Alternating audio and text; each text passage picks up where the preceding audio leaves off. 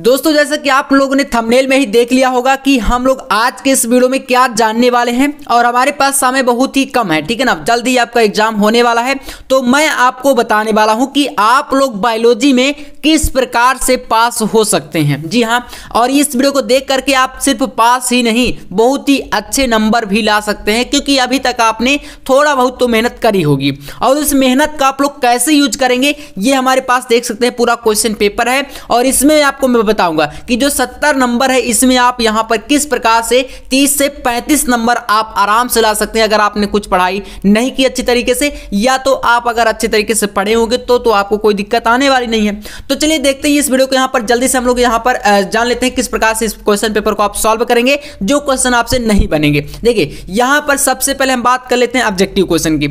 Objective question में total आपको यहां पर 4 क्वेश्चन देखने को मिलेंगे, ठीक है ना। बायोलॉजी में 4 ऑब्जेक्टिव आते हैं। जैसे कि यहां पर इसमें तो यहां पर कोई ट्रिक है नहीं, मैंने ऑलरेडी काफी सारी क्लासें करा रखी हैं, आपने अगर किया होगा तो आपको कोई दिक्कत नहीं आने वाली। लेकिन जैसे कि यहां पर जैसे कर लेते हैं हम लोग, पहला क्वेश्चन कह रहा है कि बीजांड का वह स्थान जहां पर बीजांड वृत्त जुड़ा होता है वो क्या कहलाता है, तो हाइलम कहते हैं, नाविका, है ना। तो यहां पर थर्ड ऑप्शन सही हो जाएगा। इसी प्रकार से टीबी के टीके का नाम किस प्रकार से आसान से क्वेश्चन रखे गए हैं, पूरा का पूरा इसी प्रकार से पेपर आपका आने वाला है। तो इसका बीसीजी होता है, ठीक है ना, बैसिलस कैलिमेट गुएरिन, हमने कराया था इसको, काफी बार इस सब्जेक्टिव को कराया है मैं। तो यहां पर आपका यहां पर फर्स्ट ऑप्शन सही है। अब इसके बाद देखिए यहां से जैसे कि अगले क्वेश्चन की हम बात करें, अभी मैं सॉल्व करने का तरीका बताऊंगा। ऑब्जेक्टिव में देखिए यहाँ पर आप ऐसे मैं इनको आपको बता ही रहा हूं। जैसे क्वेश्चन है भारत में रामदेव मिश्रा को किस विषय का अध्ययन के जनक के रूप में जाना जाता है, तो यहाँ पर आपका पारिस्थितिकी है, फर्स्ट ऑप्शन सही है, ठीक है ना। इसी प्रकार से जेनेटिक इंजीनियरिंग बहुत ही इंपॉर्टेंट क्वेश्चन है, कई बार रिपीट हुआ क्वेश्चन है। तो जेनेटिक इंजीनियरिंग का उपयोग कहाँ पर होता है, तो चिकित्सा में भी, कृषि में भी, परजीवी में भी, तो मतलब ये सभी यहाँ पर ये सही हो गया।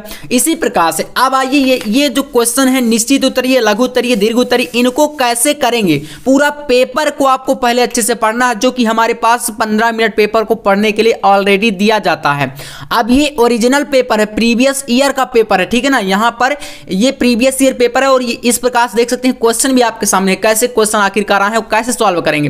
पहला क्वेश्चन कह रहा है कि प्रकाश संश्लेषण प्रक्रिया के दौरान कौन सी गैस मुक्त होती है। अब इतना तो भाई साहब समझ लीजिए कि अगर आपने थोड़ा बहुत भी आपको नॉलेज होगा तो आप इसको बता देंगे।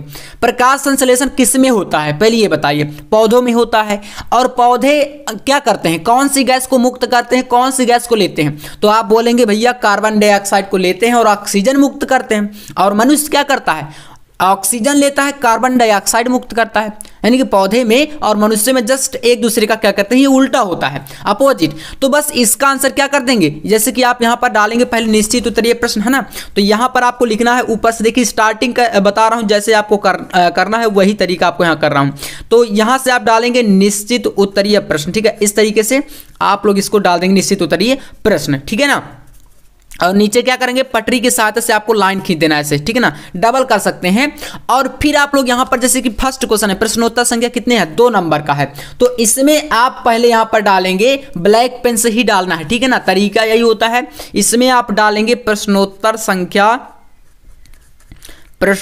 संख्या और यहां पर डाल देना है क्या, 2। अब इसमें प्रश्नोत्तर संख्या 2 का आपका यहां पर कौन सा नंबर का क्वेश्चन है, देखिए तो का नंबर का यहां पर डालेंगे आप लोग इसका आंसर डायरेक्ट। जिस इसमें 1 नंबर वाले क्वेश्चन में ज्यादा आपको यहां पर घुमाना फिराना नहीं है, डायरेक्ट ऑक्सीजन लिख देंगे यहां पर आप इस प्रकार से, बस ऑक्सीजन एक शब्द में लिख सकते हैं और कुछ नहीं, ऑक्सीजन। और इसका यहां पर O2 फार्मूला भी बता सकते हैं बस। आप देखिए कह रहा है कि डीएनए अणु को कौन सा एंजाइम तोड़ता है, तोड़ने की बात कर रहा है ना, तो तोड़ने की तो हमने बताया था कि इसको एंडोन्यूक्लियेज बोलते हैं, ठीक है ना, जोड़ने का होता तो लाइगेज हो जाता। तो खा नंबर का आंसर आपका क्या हो जाएगा, एंडोन्यूक्लियेज, ठीक है ना, एंडोन्यूक्लियेज। अब इस प्रकार से जैसे आप इनको कर सकते हैं, ठीक है ना, एंडोन्यूक्लियेज हो जाएगा। ऐसे ही आपका यहां पर करा मनुष्य में लिंग निर्धारण हेतु किस प्रकार के गुणसूत्र उत्तरदायी होते हैं, तो किस प्रकार के जो है लिंग गुणसूत्र जो उत्तरदायी होते हैं मनुष्य में लिंग निर्धारण पर। अब इसमें अगर आपको नहीं पता एक शब्द में तो क्या कर सकते हैं, आप इसमें थोड़ा सा थ्योरी बना के लिख देंगे। जैसे कि आप यहां पर डाल सकते हैं का नंबर का कि मनुष्य में टोटल यहां पर कितने गुणसूत्र होते हैं, तो 44, है ना, यानी कि टोटल 46 होते हैं, जिसमें से यहां पर आपके 23 जोड़े जो होते हैं, यानी कि 23 जोड़े में कितना आएगा, यहां पर इसका 23 जोड़े का पूरा ही आ जाता है। और बात करें 22 जोड़ी जो गुणसूत्र यानी कि टोटल 44 गुणसूत्र ये कायिक गुणसूत्र होते हैं, कायिक गुणसूत्र होते हैं। और एक यानी कि एक जोड़ी जो गुणसूत्र होता है यानी कि टोटल 2 ये गुणसूत्र आपके यहाँ पर लिंग गुणसूत्र, और इन्हीं से आपका क्या होता है निर्धारण होता है। इसमें नर में अगर बात करें हम लोग तो नर में आपका X और Y इस प्रकार से होता है, गुणसूत्र ये पाया जाता है। और मादा की बात करें तो यहाँ पर आपका XX, ठीक है ना। और इन्हीं से आपका जब ये मैंने मनुष्य में लिंग निर्धारण पूरा कराया था तो वहाँ से आप लोग देख सकते हैं पूरा अच्छे तरीके से मैंने समझाया था किस प्रकार से जो है मतलब संततियों का निर्धारण होता है। ऐसे एक एक नंबर वाले क्वेश्चन, लिंग कोशिकाओं के क्या कार्य है, तो ये शुक्राणुओं का जो है श्रवण करती हैं। जैव विविधता तप्ती स्थल क्या है, वो इसके बाद जैसे यहाँ पर दीर्घ उत्तरी में देख लीजिए, सॉरी लघु उत्तरी में फर्स्ट टाइप का है ना, थोड़ा सा जल्दीबाजी है इसलिए क्योंकि आपके पास समय नहीं है। तो फर्स्ट क्वेश्चन देखिए कह रहा है कि वाटसन अनुक्रिक का मॉडल द्वारा प्रतिपादित किया गया डीएनए का द्विकुंडलित मॉडल का केवल नामांकित चित्र बनाइए।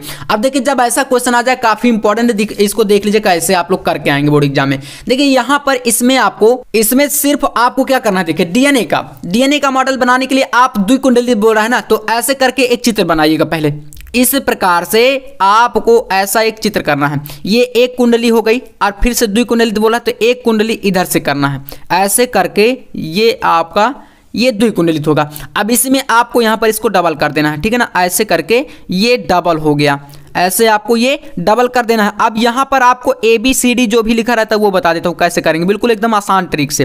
देखिए इसमें आप ऐसा कर देंगे और फिर आपको यहाँ पर किसी अदर पेन का यूज कर लेना है, जैसे कि ब्लैक कर सकते हैं, यहाँ पर रेड मत करिएगा आप लोग, ब्लैक पेन यूज करेंगे। तो यहाँ पर इसमें आप क्या लिखेंगे, यहाँ पर अंदर P+S ऐसे कर देना है, P+S ऐसे, ठीक है ना, P+S, ये आपका P+S ऐसे चलता रहेगा है ना, इनके अंदर इन जो श्रृंखलाएं हैं द्विकुंडलित। और इसके बाद आपको क्या करना है, अंदर आपको कर देना A के साथ डबल बॉन्ड T कर देना और G के साथ ट्रिपल बॉन्ड C कर देना, ठीक है ना। ऐसे A के साथ डबल बॉन्ड बड़ा सा थोड़ा बनाइएगा, T कर देंगे और G के साथ यहाँ पर आप कर देंगे ट्रिपल बॉन्ड C। तो एडेनिन थाइमिन के साथ जुड़ता है, ग्वानिन साइटोसिन के साथ जुड़ता है, बस यहाँ पर, और इसमें 20 एंगस्ट्रॉम बीच में लिख देंगे। और बाकी का आप लोग यहाँ पर ज्यादा कुछ नहीं करेगा, ऐसे करके आप यहाँ पर 34 एंगस्ट्रॉम कर सकते हैं, क्योंकि लगातार एक सीरीज के अनुसार यहाँ पर एडेनिन जो ये बेस होते हैं नाइट्रोजनी बेस, इनसे जब 10 क्रम यहाँ तक आ जाते हैं तो ये 34 एंगस्ट्रॉम दूरी तय कर लेता है।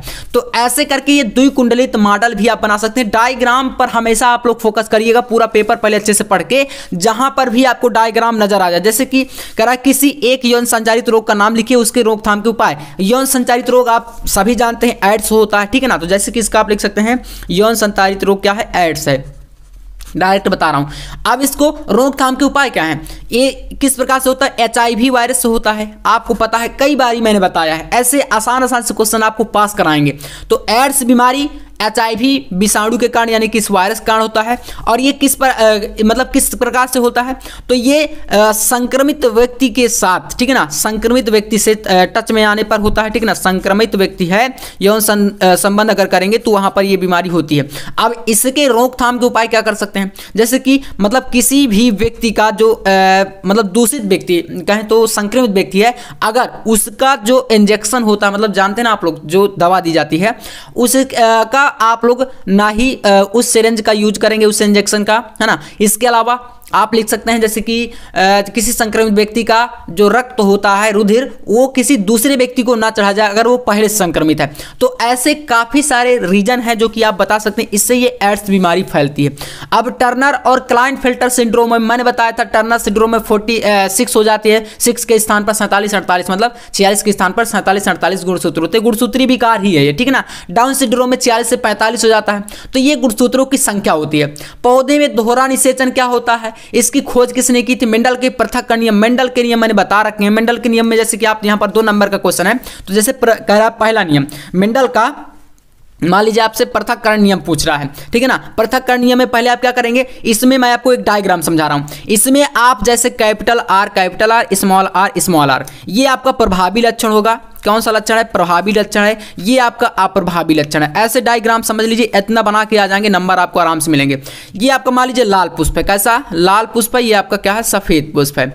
अब इन दोनों के बीच क्रॉस यानी कि संकरण जब होता है तो पृथक्करण नियम के अनुसार देखिए, पहले तो यहाँ पर आपका F1 पीढ़ी में जो पहली पीढ़ी है, इसमें क्या बनेगा, यहाँ पर एक कैपिटल R, एक स्मॉल r ये लिए, और ये आपको प्रभावी लक्षण ही मिला, यानी कि लाल पुष्प ही मिल रहा है। लेकिन इसके बाद यहाँ पर आपका कुछ चेंजेस होता है, ठीक है ना।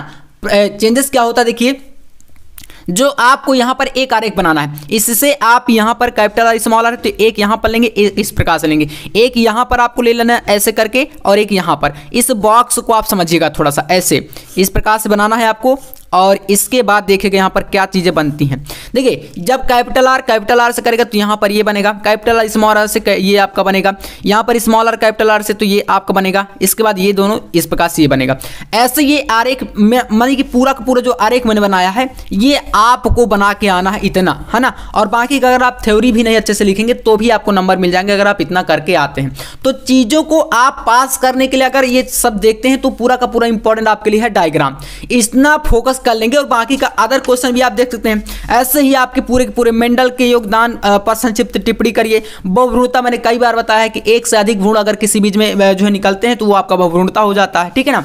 डीएनए आरएनए में अंतर ऑलरेडी बता चुका हूं। डीएनए आनुवांशिक पदार्थ है, आरएनए आनुवांशिक पदार्थ नहीं है। किसी किसी जीवाणु में विषाणुओं में आनुवांशिक पदार्थ होता है। डीएनए में डीऑक्सीराइबोज शर्करा पाई जाती है, आरएनए में राइबोज शर्करा पाई जाती है, ठीक है ना। ऐसे काफी सारे अंतर हैं जो कि आप कर सकते हैं। डीएनए में जैसे कि क्या होता है, इसमें थाइमिन क्षार उपस्थित होता है। आरएनए में आपका कौन सा क्षार होता है, यूरेसिल आ जाता है थाइमिन के स्थान पर।